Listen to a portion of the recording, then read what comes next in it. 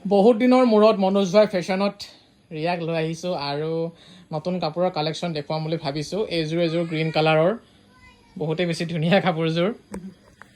এয়া চাওক, মানুহজনী যেনেকৈ ধুনীয়া কাপোৰযোৰ ধুনীয়া। ইয়াতে আছে পটি আৰু ব্লাউজৰ পিচ, লগতে ব্লাউজত লগাবলৈ ডিজাইনো আছে। আপোনালোকে যি ধৰণে ইচ্ছা কৰে সেই ধৰণে আপোনালোকে চিলাই ল'ব পাৰে। আৰু এয়া ভালদৰে মই অকণমান ওচৰৰ পৰা দেখুৱাই দিছোঁ। মেখেলাৰ ফুলটো চাব পাৰে আৰু চাদৰৰ ফুলটো চাব পাৰে আপোনালোকে।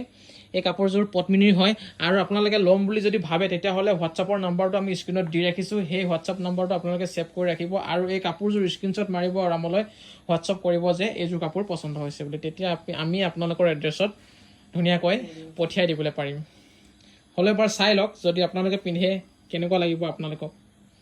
ঠিক এনেকৈ লাগিব, দেখিছেনে? আৰু পাৰি চাৰি লগাই ল'লে বহুত ভাল লাগিব, মানে পটি চটি লগাই ল'লে বহুত ভাল লাগিব।